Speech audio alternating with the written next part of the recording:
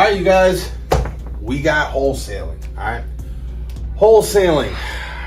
I'm gonna try to only keep positive things for the most part about this. All right, wholesaling. We briefly went over it earlier in one of the other lessons, the first couple days and stuff.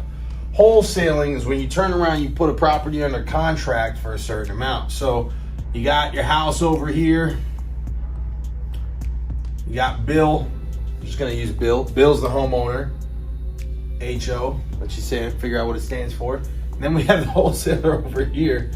All right.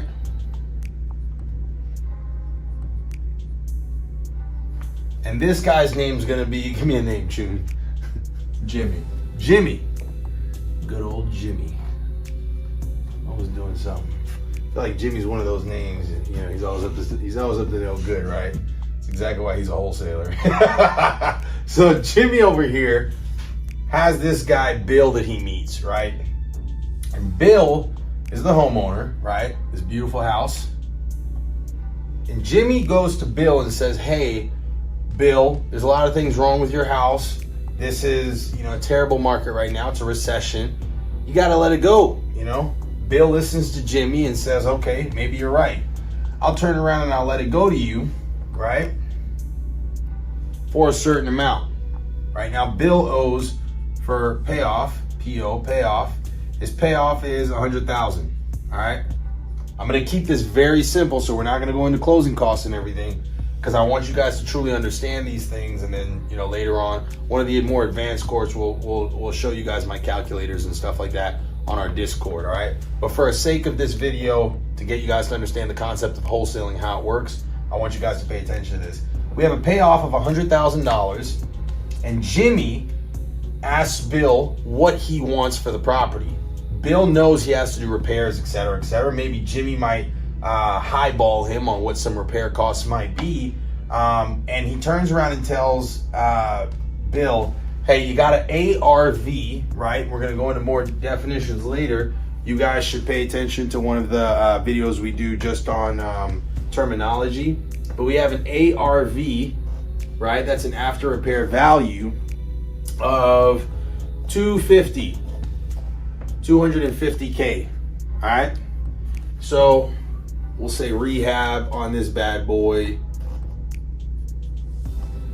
is, how much do you think rehab is on this one?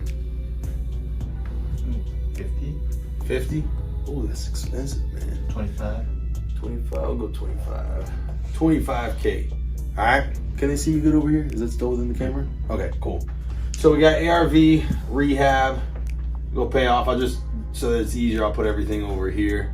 Sorry for the bad handwriting. Payoff we have it is 100K. All right. Jimmy tells Bill rehab's gonna be, I don't know, 100,000, something crazy. Bill turns around and says, tell you what, I'll sell you the property for probably like 125, right? 125K. So they go what's called under contract, all right? You just put UC, under contract. They sign a basic, in Texas we call it a TREC contract, Texas Real Estate Commission contract. They sign their basic contract, right? Every state has their own, and they put it under contract for $125,000. Well, next you have the investor.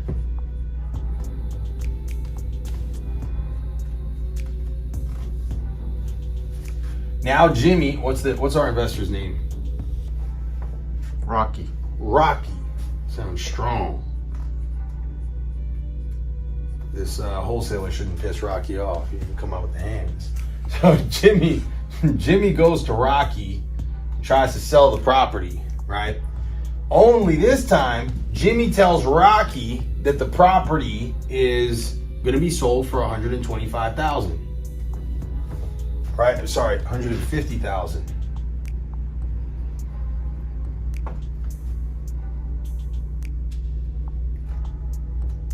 Okay?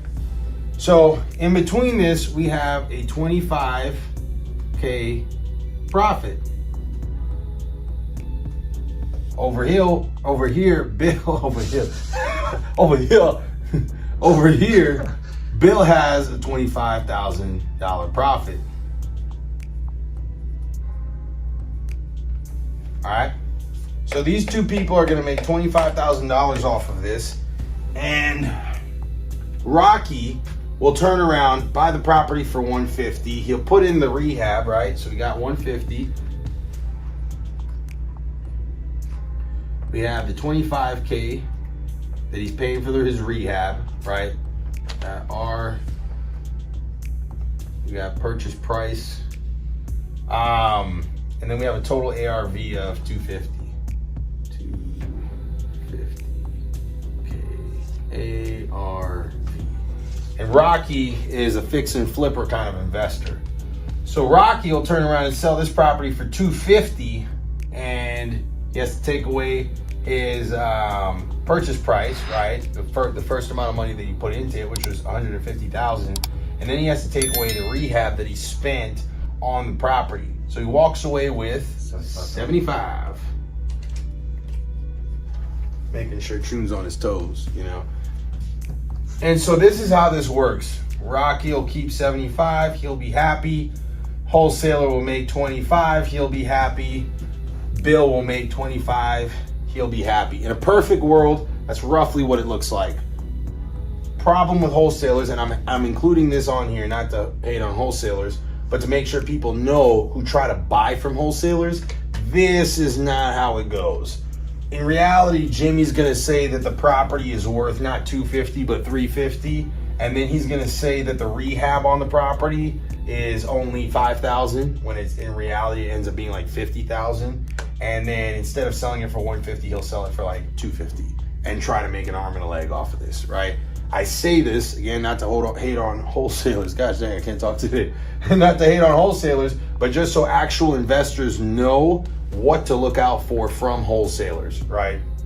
And not like realtors that have to abide by a law. Not like I like them any better, but it's something that's not necessarily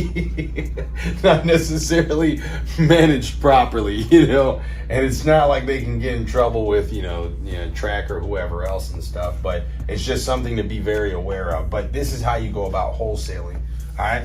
So in our Discord, we'll talk a little bit more about the fine tuning of how to write out contracts, et cetera, et cetera. But as a little bit of bonus content for you guys, I will include roughly what you guys want to have in order to get rid of these properties, how to find Bill, et cetera, et cetera. So in the part that we talk about later on in next week's chapter, I believe it's next week or 2 weeks from now, as far as days, if you're going by the day, we'll talk about acquisitions. That's how you find Bill in the first place. And then we'll talk about exit strategies. And in those exit strategies, we'll talk about buyers lists.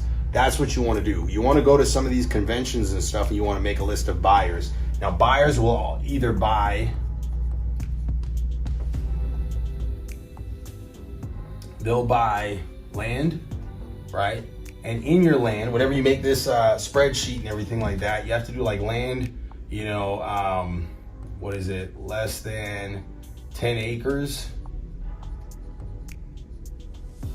And then above, and then you'll do something along the lines of like single family, just put fam, single fam. Then you have, all of these are based off of the most important thing, like I said, location. And then you have your multi guys. You have your multi guys, you have your guys that specifically do commercial, et cetera, et cetera. You want to make your buyers list. You want to have at least 5 investors in each of them before you go really trying to find properties. I mean, again, the golden rule is once you find a property, everything else just kind of comes, and you know, it's pretty true. But for wholesalers, these are things you guys want to keep in consideration. All right, that's wholesaling in a gist.